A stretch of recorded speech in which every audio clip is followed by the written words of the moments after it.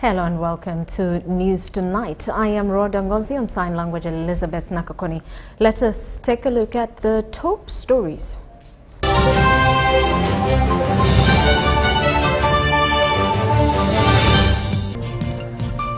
President Museveni officiates groundbreaking ceremony for Akibua Olympic Stadium. Ugandan passports on sale in UAE, immigration busts illegal trade office. While police deploys 10,000 officers in bid to implement the sub-county policing model. And government of Uganda updates parliament on the DRC situation.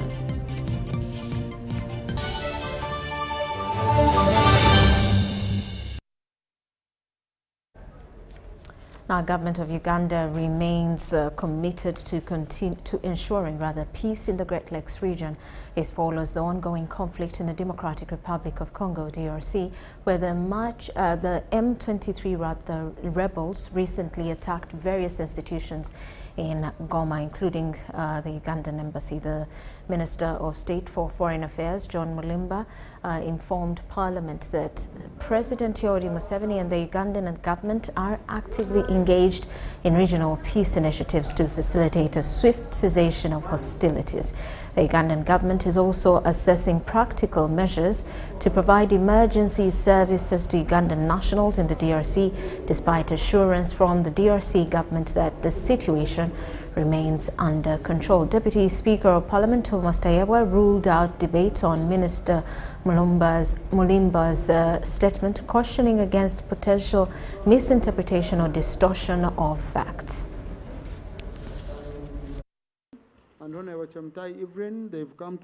The incident is a violation of the Vienna Convention on Diplomatic Relations 1961, and we condemn this in the strongest terms. Fortunately, no embassy staff was harmed, and it has been determined that they are safe and the embassy premises are now secured. Last evening, we received assurances from government of DRC that appropriate security measures had been taken and the situation in Kinshasa is under control. Colleagues, we commend the Rwanda process under the stewardship of His Excellency Joao Lorenzo, the President of the Republic of Angola. We recognize the Nairobi process under the guidance of former President Uhuru Kenyatta. We recall DRC government's approval of EAC regional force deployment in Eastern DRC in November 2022, resulting in success in ensuring a reduction in M23's movement territory by 80%. However, due to disagreement around the force's mandate, the mission was not extended, and the aircraft completed its withdrawal on 21st December 2023, after its mandate expired on 8th December 2023. The 24th Ordinary Summit of the EAC Heads of State held on 30th November 2024 in Arusha called for a coordinated approach and the consolidation of various mediation initiatives, specifically Rwanda process and the EAC-led Nairobi process, to be merged into one and managed jointly. We are hopeful that this initiative will be implemented to ensure a more effective mediation process toward the cessation of hostilities and a lasting peace. The government of Uganda continues to monitor the security situation in the Great Lakes region, while taking into account the importance of the ongoing bilateral agreements with the DRC.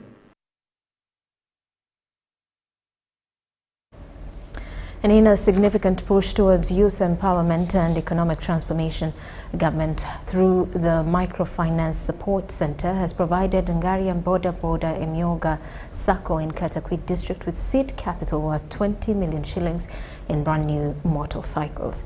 The colorful handover ceremony held at the Katakwit district headquarters was presided over by the Vice President Jessica Alupo, who underscored the vital role of the boda industry in uplifting unemployed youth. She urged beneficiaries to embrace the MOGA program, save and invest for long-term benefits. In a major stride towards financial empowerment and economic transformation, 900 border riders from Katakwi district have received capacity building and financial literacy training courtesy of the Microfinance Support Center. The initiative aims to strengthen border MOGA circles, equipping riders with essential financial management skills to enhance their businesses. And Regional Manager for Central Microfinance Support Center, Joseph Baraza, stressing that financial literacy is crucial for the sustainability of such initiatives. Following the intense training held at Katakwi District Headquarters, the Microfinance Support Center disbursed an additional 20 million shillings in the form of brand new motorcycles to Ngariam County Border MOGA Circle. Those that have received the bikes shall continue saving, but a little more than those that have not yet received. So, as we save, we create a pool. We have changed approach a little bit because we want to encourage them. We want the money to be more useful to them. The handover was presided over by Vice President Jessica Alupo, who urged beneficiaries to maximize the opportunity by using the motorcycles for profit-making and long-term investment.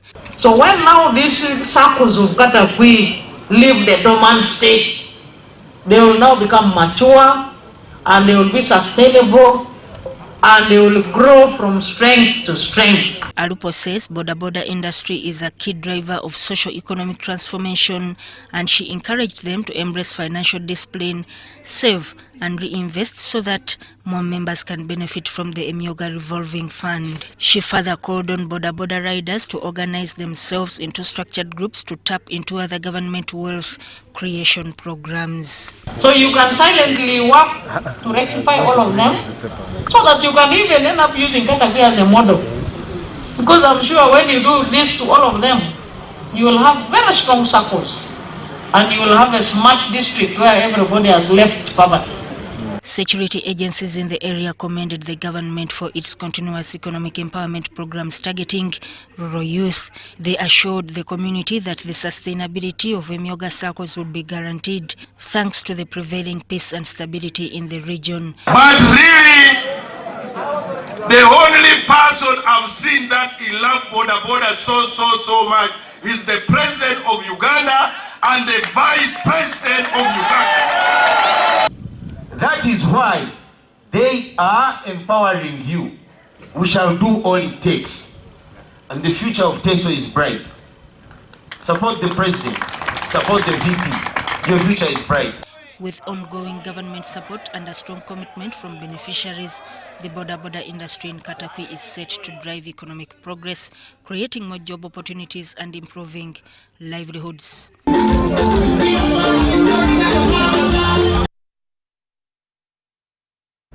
Now, African leaders have committed to delivering affordable electricity to 300 million people across the continent within 5 years. The pledge, known as the Dar es Salaam Energy Declaration, was announced during the Africa Energy Summit at the Julius Nyerere International Convention Center in eastern Tanzania. The Prime Minister, Robin Anabanja, led a delegation to the summit on behalf of President Museveni, stressing that African leaders must prioritize energy development rather than relying solely to private sector, as energy is the backbone of the economy. Using the Runyankore word, Omushokoro, President Museveni said that energy is the bone marrow of the economy. It is subversive for leaders to neglect investment in key sectors of energy, railway and water transport. No investor can be attracted to any economy to make losses. The cure to Africa's underdevelopment is value addition to the raw materials for industrialization. Museveni highlighted Uganda's efforts to reduce the cost of electricity for industrial use to US dollars 0.05 per kilowatt hour to facilitate industrialization. Energy policy is to increase access and consumption of clean energy through 1, increase the access and utilization of electricity. 2, increase the generation and transmission capacity of electricity from the current 2,051 megawatts to 52,000 megawatts by the year 2040 through the energy mix policy, hydropower, solar, nuclear, and Tanzania President Dr. Samia Suluhu Hassan emphasized that the African Heads of State Energy Summit aims to support household transformation through affordable electricity access. Financing and technical assistance for active participation of the private sector, we African leaders commit to create favorable investment environment through policy reforms, transparent procurement, and innovative financing mechanisms. Dr. Akinwumi Adesina, President of the African Development Bank ADB, and Ajay Banga, President of the World Bank Group, pledged their support for expanding energy access in African countries, committing $48 million to the initiative. The Development Bank and the World Bank have developed a very clear path to achieving the 300 million access goal. With $18.2 billion from the African Development Bank and $22 billion from the World Bank Group. And Ajay will talk about that when he comes on board. Critical first step. M300 is the cornerstone of a jobs agenda. It is not just about electricity. It is not just about clean cooking. It is not just about healthcare. It is about people and their optimism and their hope for dignity. This is the cornerstone of a jobs agenda. It is the foundation for future development, and we would like to be your partners as we go forward. The initiative is backed by $40 billion from the African Development Bank and the World Bank. African Development Bank President Dr. Akinwumi Adesina emphasized that achieving universal energy access is crucial for Africa's economic transformation. The Dar es Salaam Declaration outlines strategies to lower electricity costs, reduce reliance on firewood, and expand clean energy production, offering hope for a more sustainable and prosperous future for millions across the continent. I'm Nafka Farida. Now, President Yoweri Museveni has reiterated his government's continued advocacy towards sports to benefit the largely youthful Ugandan population. This was during the groundbreaking ceremony of the Akibua Olympic Stadium in Lira that is lined up as part of Uganda's facilities ahead of the 2027 Africa Cup of Nations. It is joy unconfined in many areas of Lango Sub Region following the groundbreaking ceremony of Akibua Olympic Stadium in Lira City by President Yoweri Museveni, who was flanked by the First Lady and Minister of Education and Sports, Janet Kataha Museveni.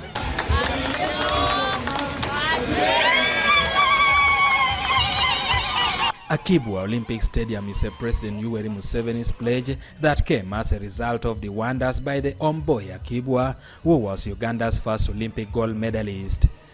The now deceased former Uganda police officer John Akibua ran to the 400 meters hurdle gold medal at the 1972 Olympic Games in Germany in a then world record 47.82 seconds.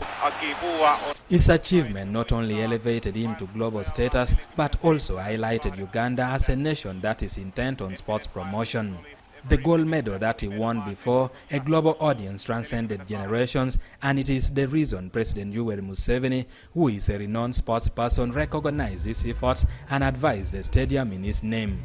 So therefore, when some people try to say, oh, this government is useless, they have forgotten sport. I am a sportsman myself. I'm a footballer. But I could not start with sports when there was no coach in the country, when there's no charm in the country. So it's not that we didn't know about sports. I'm a sportsman, I've told you, but a chair makes a bundle. This stadium will now become a reality after a presidential groundbreaking ceremony at which President Yoweri Museveni committed towards sports infrastructure to grow the sector that can absorb millions of youth into gainful employment. So therefore, we are going to do these stadiums, but we had to do certain things first. Not only Akibua, but the ones in Fort Portal, Buhinga, there is in Gulu Peche, there is in Busoga, Bugembe, Maluku Stadium. Survive first, survive. Uganda to survive and stand up. So those who come here and tell you, no Akibua, no vote, those are gobas. And really I don't have much time for those. By building secondary schools and primary schools, you are supporting sports, you are supporting music. Then we made a policy. Anybody who shows talent in athletics and sport and football should be recruited in the army. No, we didn't recruit them for fighting. We said, because you have a talent, come and base yourself here. We don't have money to support you directly, but here indirectly, if you are in the forces, you will get the Kasmoro salary, you will get a barracks, you will get time to train. This is how we manage with the scarce resources. We manage by African wisdom.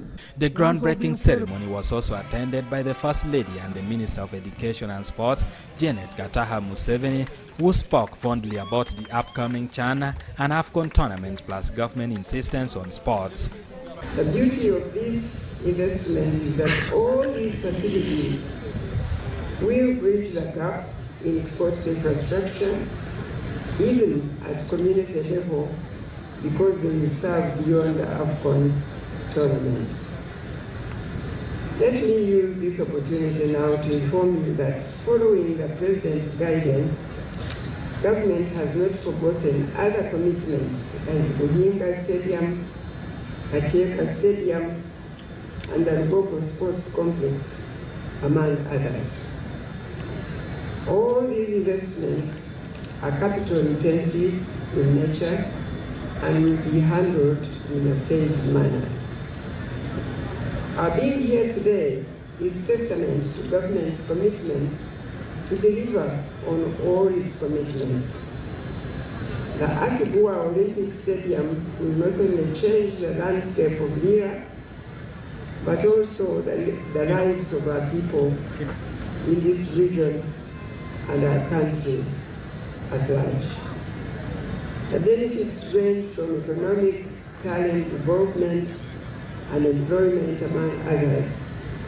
However, there are benefits that are not tangible, like the facility being a symbol of hope for our children, who will be inspired by our athletes that have heeded to the call of duty to call our flag high, to carry our flag high on the international stage. The local area leadership that once had a slogan of no Akibwa, no votes now confirm total support to the government because this project will not only cater for sports in future but also employment during its construction. The people of Lango love sports, and they love sports so much, and they're a group of talented players here in Lango. So they are extremely excited that we are going to have a stadium here that will not only serve Lango, but serve the entire Uganda. This $129 million stadium that is expected in 20 months is seated on 36 acres and will be a 20,000-seater that will have football pitches with one athletic track, a multipurpose court, tennis court, hostel and a mixed-use building, and a 5-a-side football playgrounds, among others. The construction of this stadium is entrusted to Egyptian farmer Samco National Construction Company under the supervision of National Council of Sports, which under the newly asserted II law is the overseer of all government sports infrastructure. Lira has over the years produced gallant men and women that have graced the sports arena, including Julius Achona, Dan Nobote from the past, and Alan Okelo and Dennis Omedi now. Edi Ulwa, UBC News.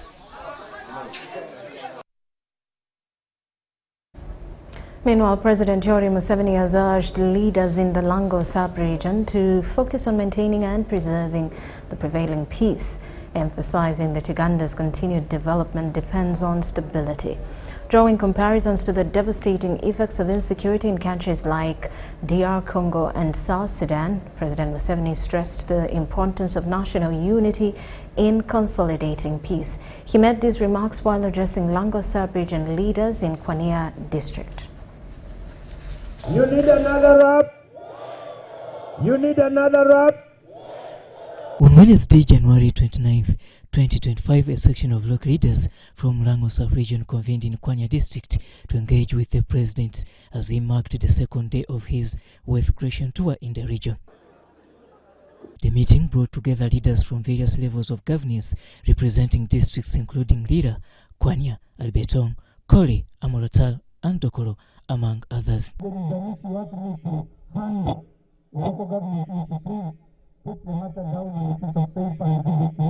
Ministers and government technocrats provided progress reports on different projects, mainly those targeting household income improvements in the region.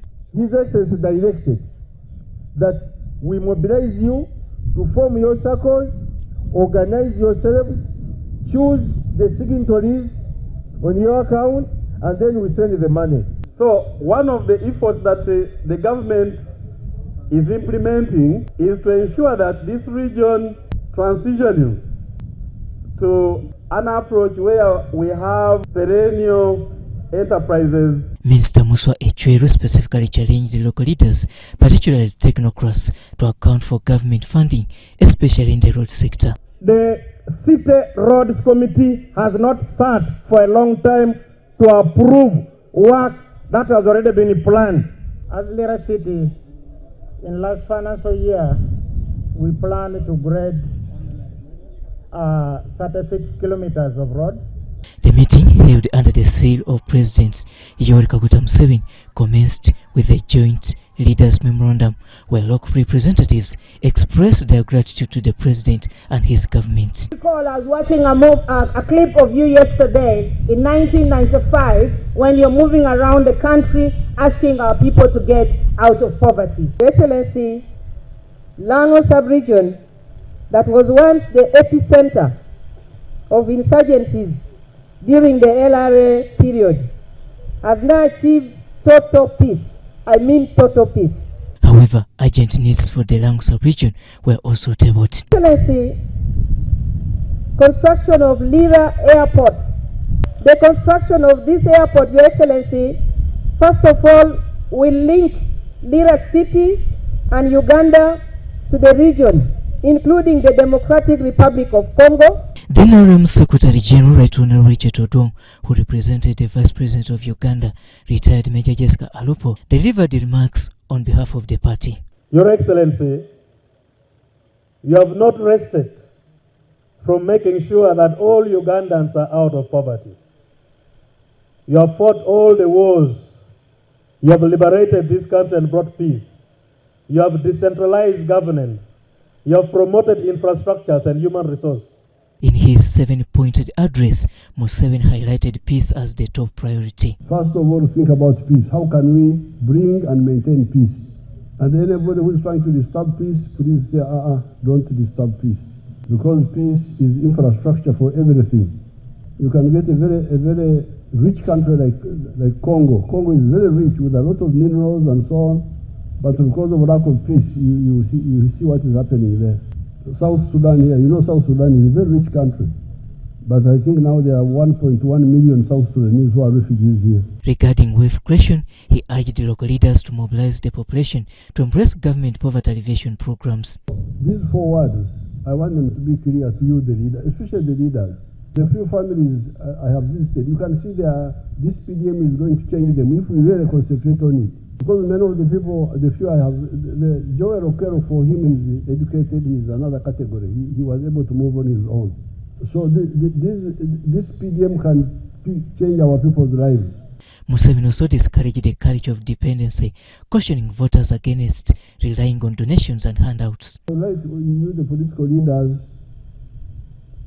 to really concentrate on this. Instead of trying to get into debt, spend money which you don't have in the constituency, and you, the constituency, should not allow your leaders to tell you lies, to bring you personal money. They don't have enough personal money.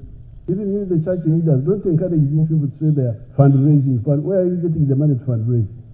You are going to get your leaders into jail. They go into debt, into what? Because they are not frank enough to say, I don't have the money. On local political issues, Museveni promises to engage the Uganda People's Congress party leadership.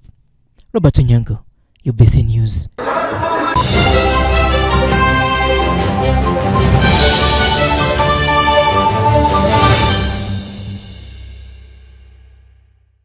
This is Uganda in 1986 and now.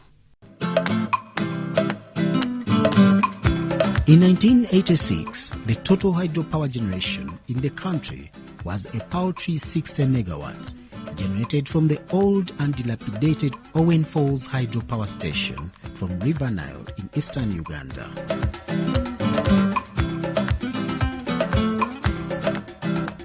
The power station had been commissioned in 1954 to generate 150 megawatts.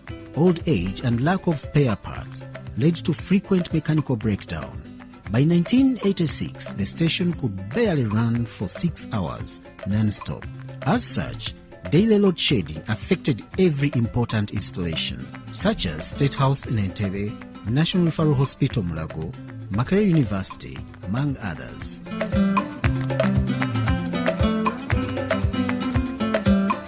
Today, the country boasts of at least 20,800 megawatts, generated from at least 5 power stations. This is Uganda in 1986 and now.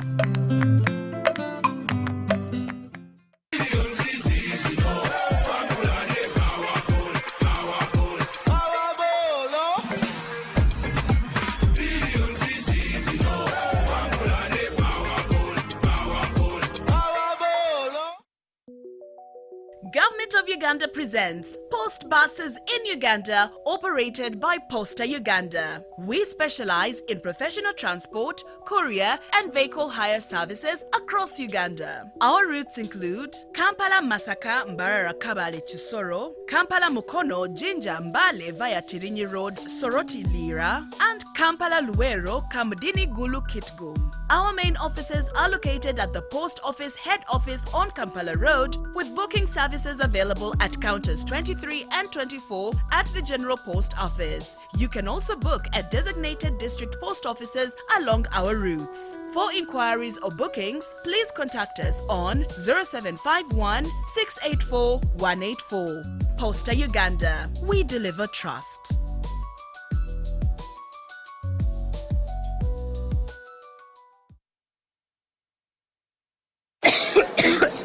Obadde okimanyi nti akafuba katta bannayuganda 30 buli lunaku?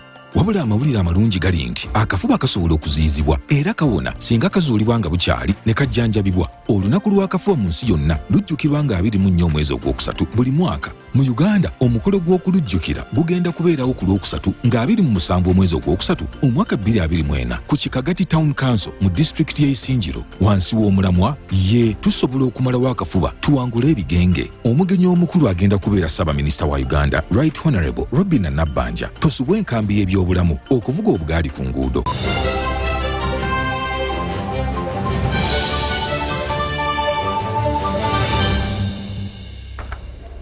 Welcome back. Now, the Uganda Police Force has commenced the enforcement of the sub-county policing model. While briefing the media, Inspector General Police IGP Abbas Byakagaba reiterated the key factors that led President Yoweri Museveni to issue Executive Order 3 of 2023, which established the model.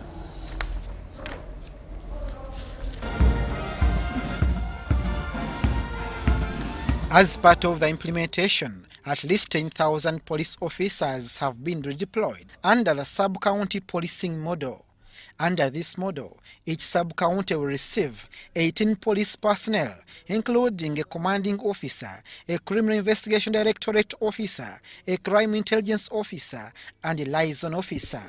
It will also have a community liaison officer for purposes of connecting with the general population, bearing in mind that our strength, our extra strength, also lies in the mobilization of the people to ensure that we work together to stamp out criminality. The model stems from the Executive Order number 3 of 2023, in which President Yoweri Kaguta Museveni directed enhanced community policing as a strategy to combat crime. The sub-county policing model is an initiative designed to decentralize the policing services, to every sub-county, as I earlier said, municipal and town councils in Uganda. Initially, the police will prioritize 8 policing regions, covering 49 districts and 591 sub-counties, with a full nationwide rollout expected by February 15, 2025. Ruizi, Kira, these are police regions. Rwenzori East, Sipi region, Greater Masaka, Greater Bushenyi, and Albertine, giving us a total of over 10,000 police officers who are being transferred to these sub-counties. The operationalization of the model is taking shape through the reorganization and the rationalization of existing Uganda police force resources. It is necessary, we might even start with the tents or uniports or any structure available, but government is going to support us to establish a sub-county police station with all its requirements, including cells for holding suspects, including accommodation for the police officers.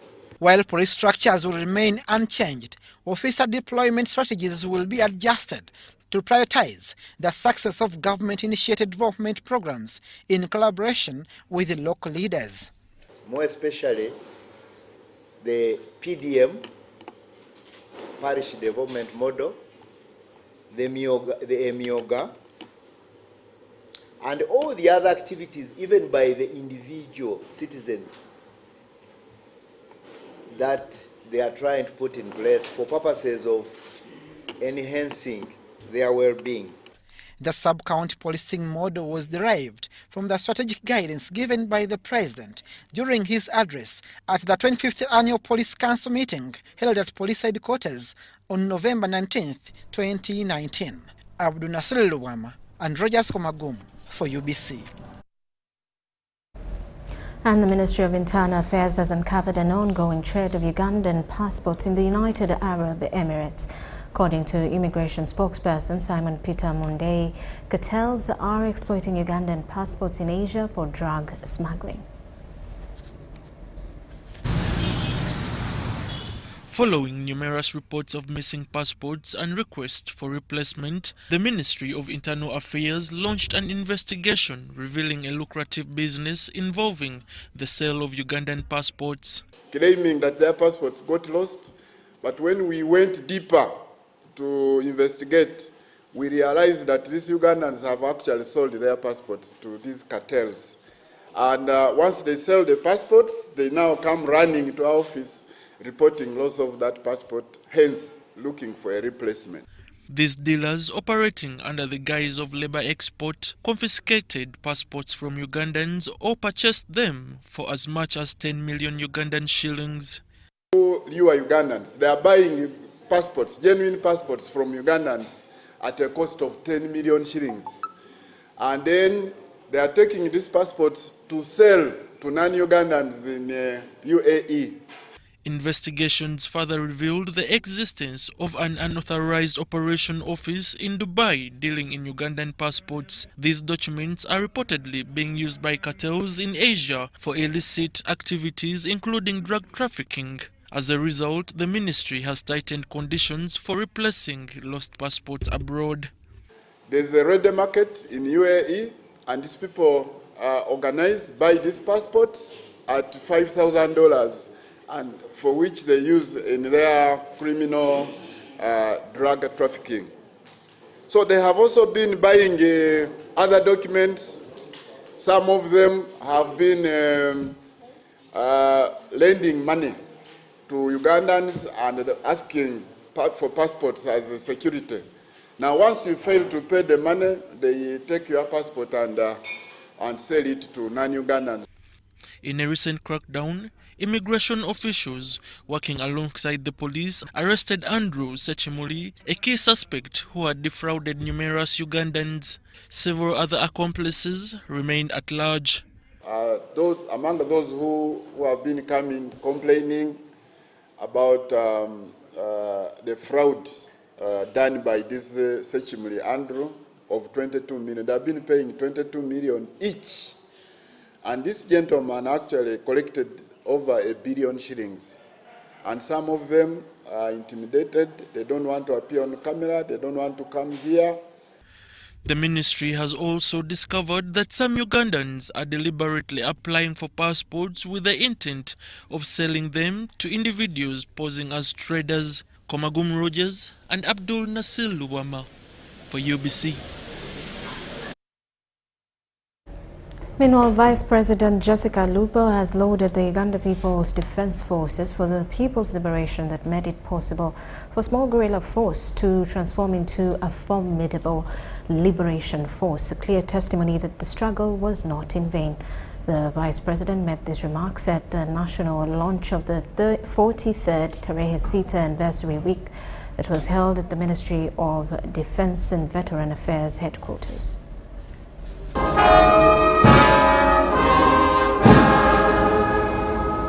Senior army officers, politicians have converged at the Ministry of Defense and Veteran Affairs in Mbuya for the launch of the National Tarehe Sita.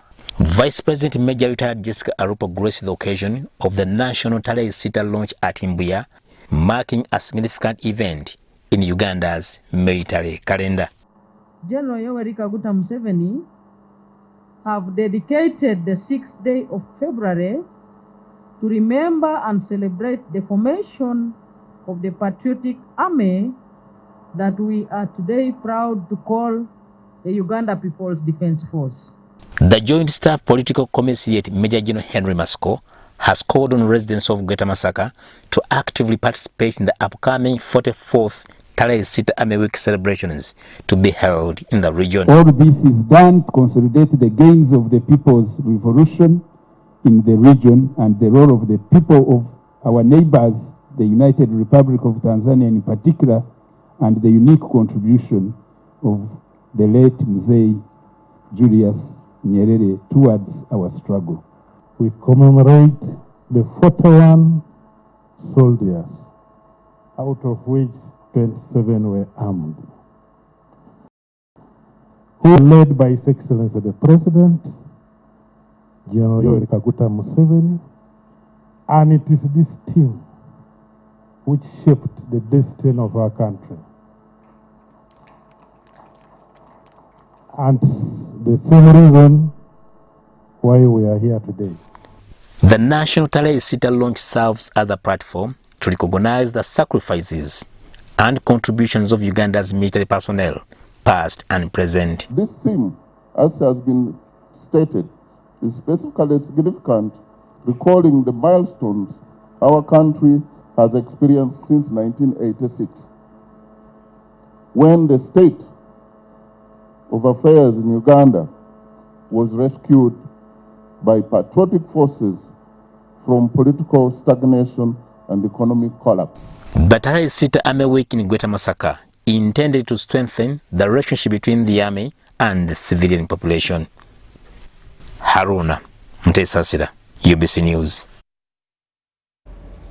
And officials from the Ministry of Works and Transport, led by Permanent Secretary Waiswa Bagea, alongside representatives from the Uganda Railway Corporation, have inspected the ongoing rehabilitation works of the Toro Gulu railway line. Valued at over 100 billion shillings, the project is set to improve the transportation of goods across Uganda and its neighboring countries. The 382-kilometer railway line stretching through key areas such as Toro, Mbale, Kumi, Soroti and Gulu is a critical part of Uganda's economic development strategy.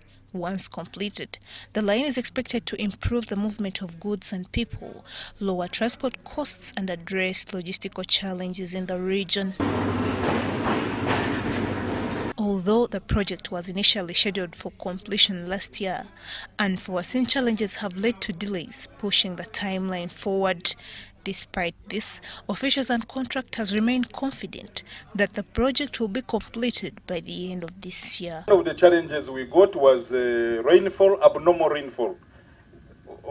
If you remember very well, I think the last 1 year has had more than normal rainfall. it delayed our work. During the site visit, China Road and Bridge Corporation Project Manager Adam Yang expressed gratitude to the government and local residents for their ongoing support. From Toro to Kumi, this is section 1. We are targeting completion and handing over in March.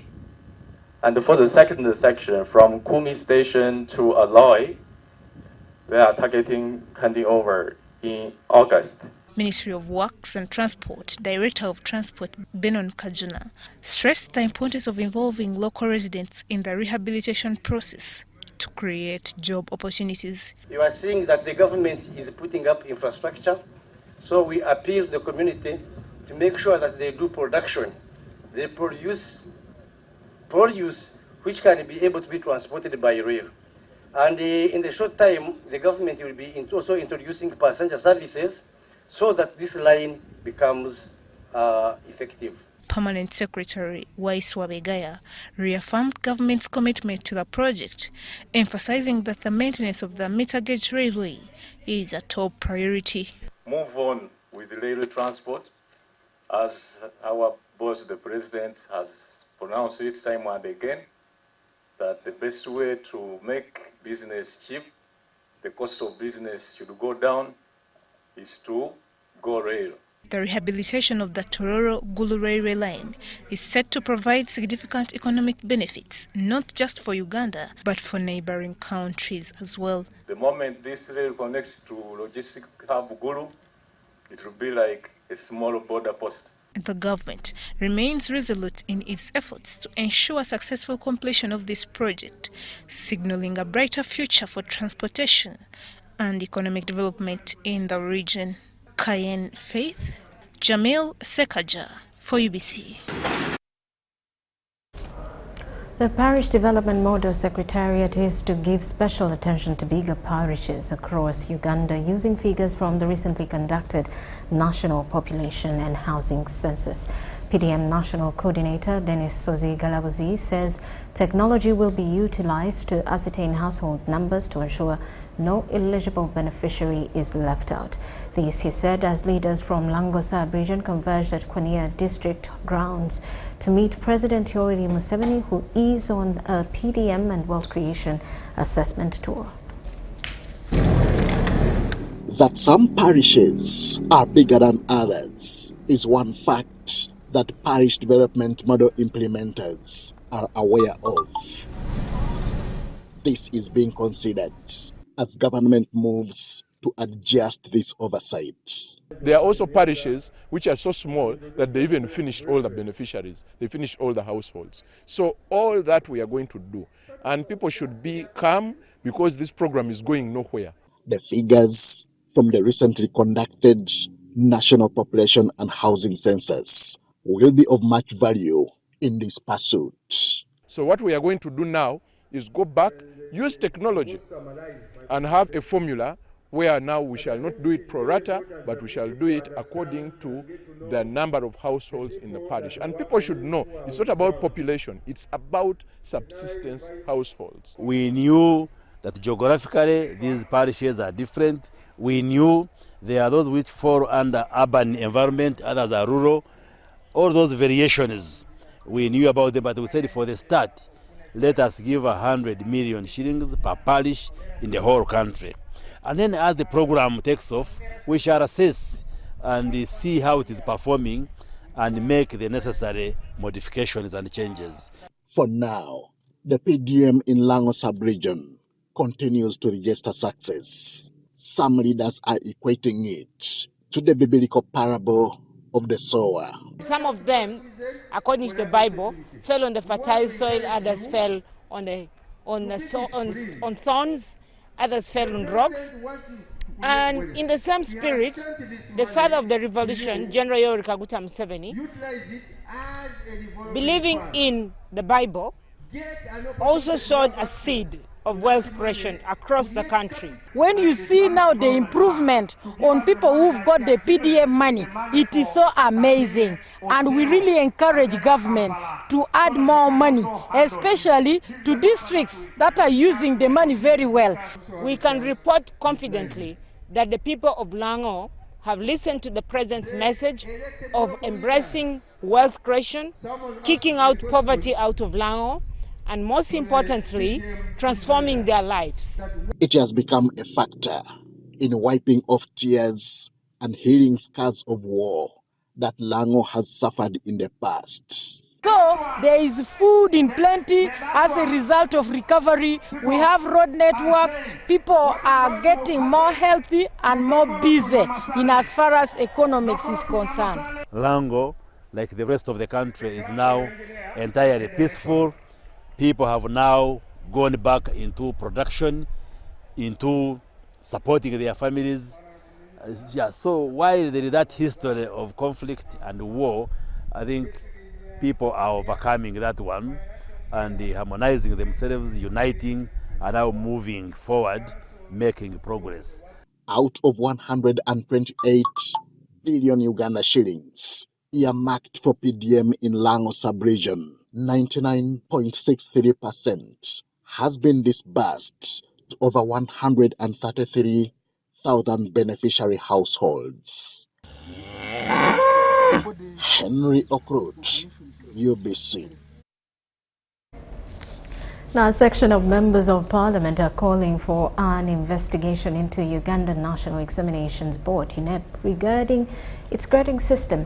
The legislators argue that several inconsistencies were observed in the recently released primary leaving examinations results. That's disproportionately affecting schools in Wakiso and Kampala districts. Much as we've seen that scouting is going on, that is very fine. The conduct of examination is real, and spying network that is very okay. But the discontentment of the results upon several of our pupils, we feel a lot is happening. The most challenging issue with UNEP, and it's the practice everywhere, when the parents complain, the child is saying, I don't agree with these marks. The parent is saying, I don't agree with the marks of my child. The teacher who taught the child is saying, I don't agree with the marks of my child. And the school is saying, we don't agree. But UNEP, show us the scripts of our children. We are ready to pay, because that's the principle. Let the ministry be clear on our side and the side of parents. Exactly what is the problem? Is it the money? Is it what? So UNEP also has a complaint management mechanism, which the parents and the schools and whatever can look at. In the release of the results, UNEP was very clear that this time, in terms of first grades, in terms of the 4s and the 5s, it has reduced because they have tweaked their grading system a bit. The first grades have reduced. But in terms of overall performance, it has improved. Because when you look at the second grades, they have gone a little higher than it was before. That this is for noting by government. If they find any issues, indeed, like the members have said, they will investigate and all that. They are represented by Honorable Cherimo Paul Ruben. With that, we take a quick break. When we return, more details.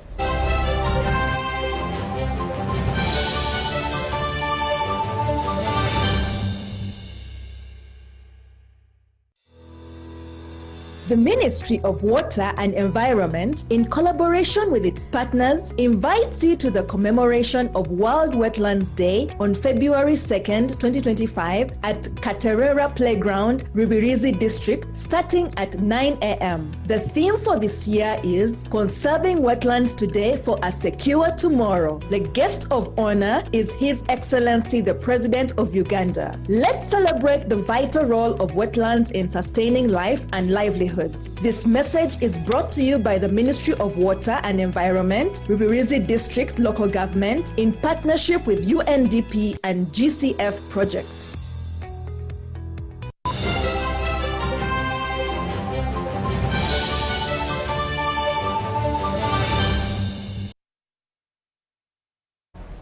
And on business news, following the president's recent speech on the concerning levels of aflatoxins found in grains like groundnuts and maize, the Uganda Muslim Teachers Association has taken the initiative to inspect the quality of maize flour supplied to their schools. The inspection aimed at ensuring the maize flour is safe for learners' consumption. The teachers conducted their tour at Mandela Millers in Busega. Research indicates that aflatoxin levels in maize exceeding 20 parts per billion are hazardous for human consumption. 70% of the maize that came in 2018, 70%, 100 trucks could come to the factory, but we will only manage to buy 30. 70 trucks we rejected. What was the reason of rejecting? It was not quality, it was not discolored, it was not pest, it was aflatoxin. For this reason, Mandela Millers follows strict standards during maize grain storage and flour production to prevent contamination by the fungus responsible for aflatoxin. Legal requirement for aflatoxin is 10 parts per billion. Here at Mandela Millers, we accept less than 7 parts per billion. We don't go beyond 7, so that we are sure that to meet the legal requirement of 10.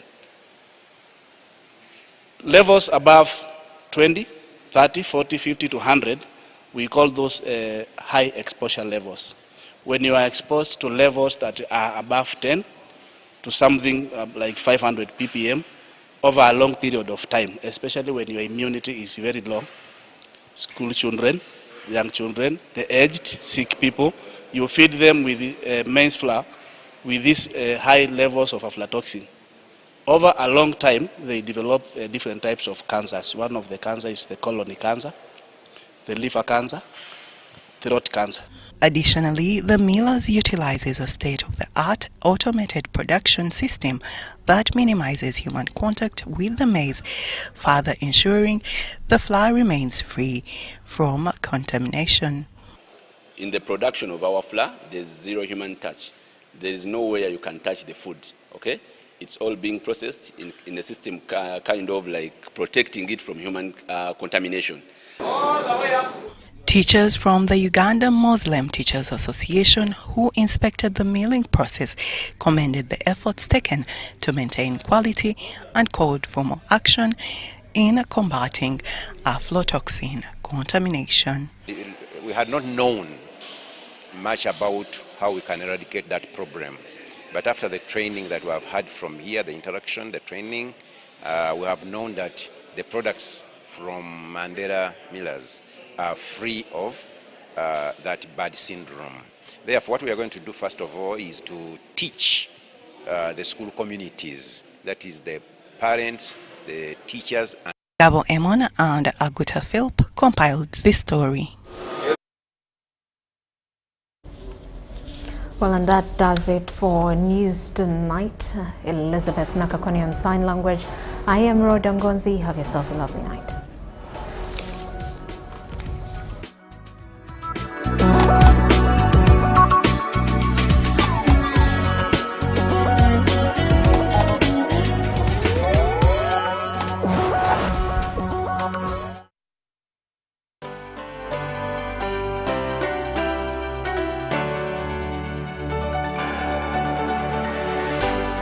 UBC, inspiring Uganda. The Uganda Human Rights Commission, UHRC, established under Article 51 of Uganda's Constitution, protects and promotes human rights through receiving, investigating and holding tribunals to award damages for human rights violations, conducting research, civic education, monitoring detention centers, government compliance with treaty obligations, and presents an annual human rights report to Parliament. As part of its advocacy strategy, the UHRC last year commemorated the International Human Rights Day on 10th December